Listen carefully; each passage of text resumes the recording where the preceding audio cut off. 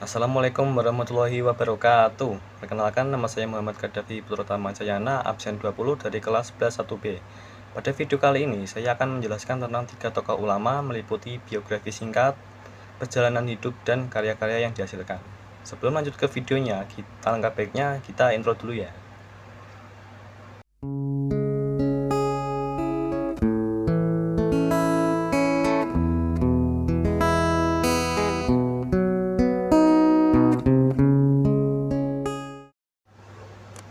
Yang pertama ada tokoh ulama Kiai Hasyim Asy'ari. Kiai Hasyim Asy'ari atau Muhammad Hasyim Asy'ari merupakan ulama kelahiran Jombang pada 24 Zulhijjah pada 24 Zulqidah 1287 Hijriah, bertetapan dengan tanggal 14 Februari 1817 Masehi. Hasyim merupakan putra ketiga dari dua bersaudara, dari pasangan Kiai Hasyim Asy'ari dan Nyai Haimah. Dari garis keturunan sang ayah, Hasyim merupakan keturunan Rasulullah. Selain keturunan Rasulullah, beliau juga merupakan keturunan Sunan Giri, wali yang menyebarkan Islam di Jawa. Sejak kecil, ia hidup di lingkungan pesantren. Beberapa pesantren di Jawa Timur pernah dijadikan tempat belajar mendalami Islam oleh Hasyim Asy'ari. Namun, belajar Islam di Jawa Timur belum cukup. Hasyim Asy'ari memutuskan untuk belajar ke Mekah pada 1892. Di Tanah Suci, Hasyim Asy'ari belajar ke sejumlah ulama besar. Beberapa di antaranya adalah Syekh Mahfudz bin Abdullah Ad-Darmashi dan Syekh Nawawi Al-Bantani. Sepulangnya dari Mekah pada 1899, Hasyim Asy'ari mendirikan pesantren Tebu Ireng. Sejak kedatangan Hasyim Asy'ari, pola kehidupan masyarakat di Tebu Ireng semakin membaik. Hasyim Asy'ari adalah tokoh paling penting di organisasi Nahdlatul Ulama atau biasa disebut NU. Ia memprakarsai berdirinya NU pada 1926. Ia mendapat julukan Hadratus Syekh atau Maha Guru, sekaligus menjadi Rais Akbar Nur pertama. Karya Kiai Hasyim Asy'ari diantaranya ada At-Tibyan fi al-Inahyan, Muqaddahah al-Ahram wa al-Aqarib wa al-Ikhwan. Yang kedua Muqaddimah al-Qanun al-Asasi li Jamiyah Nahdlatul Ulama. Dan yang ketiga Al-Nur al-Mubin fi Mahabbah Syahid al-Mursalin.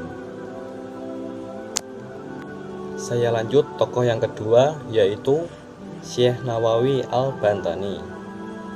Syekh Nawawi Al-Bantani adalah ulama Indonesia yang mendunia karena menjadi pengajar di Masjidil Haram, Mekah. Syekh Nawawi lahir pada tahun 1813 di Kampung Tanara, Desa Tanara, Kabupaten Serang, Banten. Ia memiliki nama Muhammad Nawawi bin Umar bin Arabi Al-Bantani yang merupakan anak sulung dari 7 bersaudara. Ayahnya, Syekh Umar bin Arabi Al-Bantani, merupakan ulama di Banten, sedangkan ibunya bernama Zubaidah. Saya lanjutkan, Syekh Nawawi hanya bertahan selama kurang lebih 2 tahun mengajar di Pondok Pesantren Tanara. Ia kemudian pergi ke Mekah untuk belajar agama Islam di pusat pengajarannya langsung, yaitu Masjidil Haram. Setelah bertahan 3 tahun untuk belajar, ia kemudian kembali ke Tanara dan mengajar di pondok pesantren ayahnya. Karya yang dihasilkan Syekh Nawawi Al-Bantani yang pertama yaitu Masaki Al-Ubudiyah Syarah Matan Bidayah Al-Hidayah. Yang kedua Marah-Labid Tafsir Al-Nawawi. Dan yang ketiga atau yang terakhir Al-Aqad Al-Samin Syarah Fath Al-Mubin.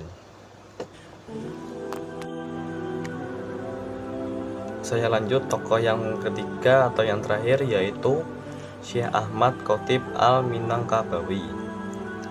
Syekh Ahmad Al-Khotib dilahirkan di Kota Tua, Desa Kota Gadang, Kecamatan Ampek, Angke, Angkat Candung, Kabupaten Agam, Provinsi Sumatera Barat pada hari Senin 6 Zulhijjah 1276 Hijriah, bertetapan dengan 26 Mei 1860 Masehi, di tengah keluarga bangsawan. Abdullah, kakek Syekh Ahmad, adalah seorang kenamaan. Oleh masyarakat Kota Gadang, Abdullah ditunjuk sebagai imam dan khotib.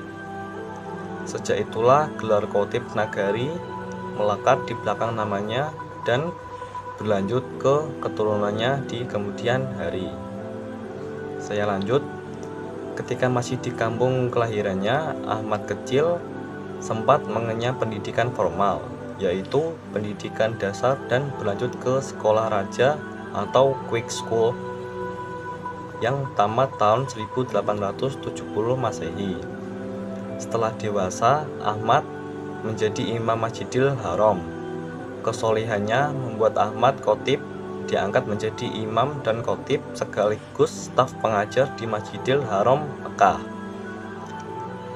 Selama hidupnya, Syekh Ahmad Khotib Al-Minangkabawi menghasilkan karya-karya, yang diantaranya yaitu yang pertama Hasyiah Fathul Jawad, yang kedua Fatawa Al-Khotib ala ma warada alaihi minal asilah, yang ketiga Raudatul Husab, yang keempat Al-Qaulul Mufid ala Mutalis Said, yang kelima Mu'inul Jais fi Tahqiq minal Jais.